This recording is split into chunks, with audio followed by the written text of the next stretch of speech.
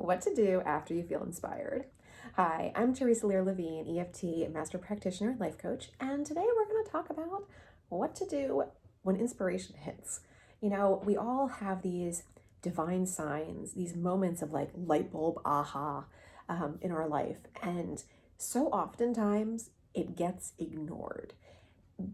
I like to think that these moments are both divine and also a lesson in how to use and hone your own intuition. So, inspiration can come in so many ways.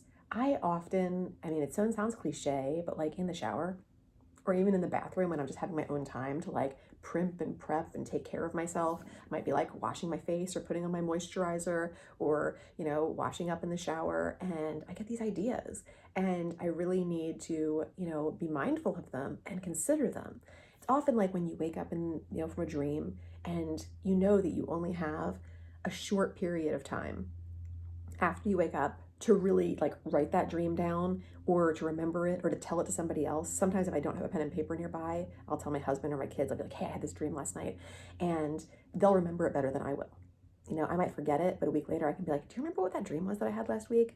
They'll remember it. You can't count on that in all situations, and you should never count on anybody else to hold your dreams of the overnight type or your big dreams in life for you or nurture them for you.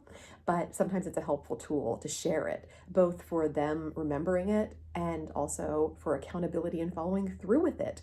Not that you're following through on a dream that you had at night. Sometimes you are. Sometimes you get some great ideas for life or something that you're working on or something that's meaningful to you in the middle of the night. But I'm just kind of using that as a metaphor. Also we look for signs in our life, and we have to listen to those things. If we're going to ask for something like that from the universe and then we're going to keep ignoring it, the universe is going to be like, look, I keep giving you what you're asking for and you're not doing anything with it. So it's either going to clomp you on the head with something else, or it's going to give up. It's going to be like, she's not even listening to me. So, she asks for this and she does nothing. When we were in the market for our home that we purchased a few months ago, I asked for signs as we were, going through the thought process of purchasing, as we were touring and, looking at listings and all of that. Repeating numbers and rainbows was kind of my theme of things that I asked for. And that's things I ask for as signs a lot of the time. But that was kind of when I started asking specifically for the universe to show me those two things.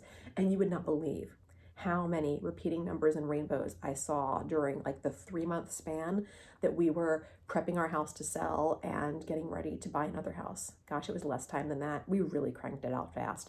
But some of them I wanted to ignore. And I had to tell myself, Theresa, you asked for this sign, you're getting this sign, you have to figure out what it's meaning each time that it, comes up, and each time that it's showing itself to you, because this is here to help guide your intuition.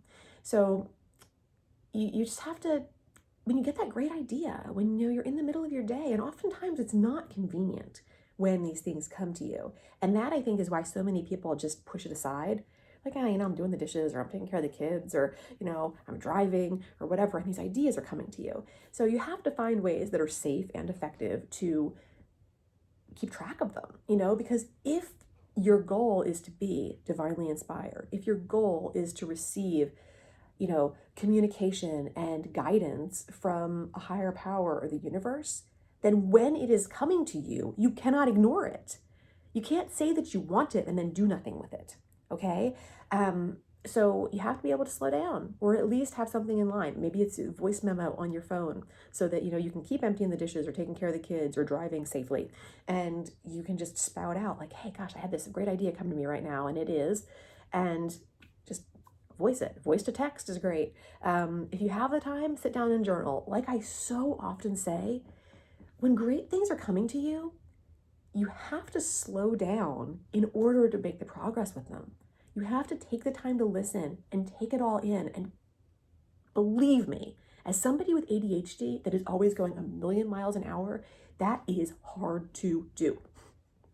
I have had to really be vigilant. I've had to remind myself that slowing down to do this is exactly what speeds me up. It's exactly what allows me to be more and do more and be fulfilled and to feel like I am living on point and on purpose.